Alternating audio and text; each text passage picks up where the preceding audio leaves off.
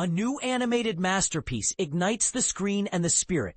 Imagine a film that doesn't just entertain, but also invites you to reflect on the heart of Christian faith. Light of the World, the latest animated creation from the Salvation Poem Project, dares to do just that. While it occasionally stumbles in its portrayal of sacramental theology, its vibrant storytelling and stunning hand-drawn animation offer a fresh gateway for families, especially Catholic households, to explore the Gospels with their children. A Child's Eyes, a Divine Journey. The film's brilliance lies in its unique lens. The story unfolds through the eyes of young John, a curious boy who eventually becomes one of Jesus's closest disciples. By framing the narrative around a child's perspective, the movie creates a natural bridge between modern viewers and ancient scripture. John's journey, from a boy holding a simple lamp to a disciple recognizing the true light of the world, mirrors the spiritual awakening many parents hope to nurture in their kids. But here's where it gets controversial. The film's approach to gospel storytelling blends historical events with creative liberties. For instance, it connects Jesus' first miracle at Cana to a humble fishing family's plight, weaving in scenes of tax collectors, miraculous fish catches, and even a cameo by the Roman centurion. While these transitions feel seamless and imaginative, they also raise questions. Does this poetic license risk oversimplifying complex theological truths, or does it make them more accessible to younger audiences?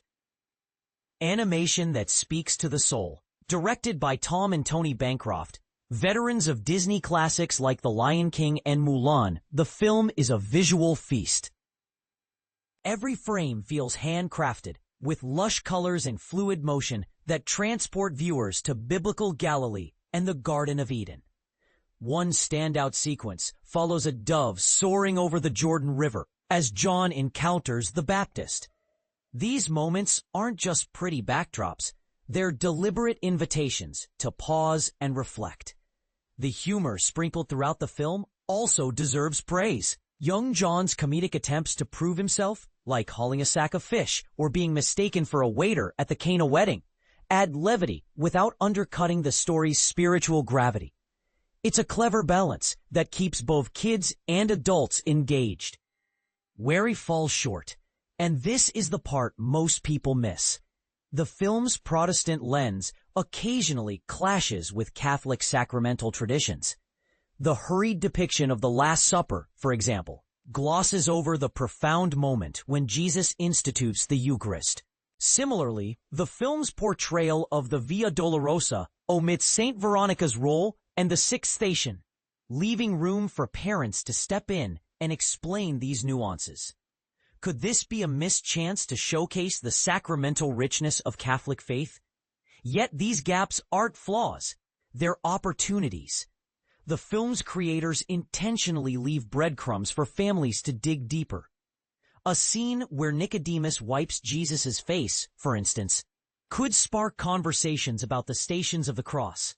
Meanwhile, the inclusion of Mary Magdalene's conversion and the parable of the Good Samaritan ties together themes of mercy and inclusion in ways that resonate across denominations.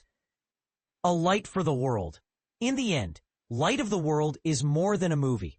It's a conversation starter. Its greatest strength isn't in its perfection, but in its ability to ignite curiosity. Will it spark debates about how to portray sacred moments? Absolutely. Will it inspire parents to revisit the Gospels with their children? Likely. And that's the true light it shines. Ready to see for yourself?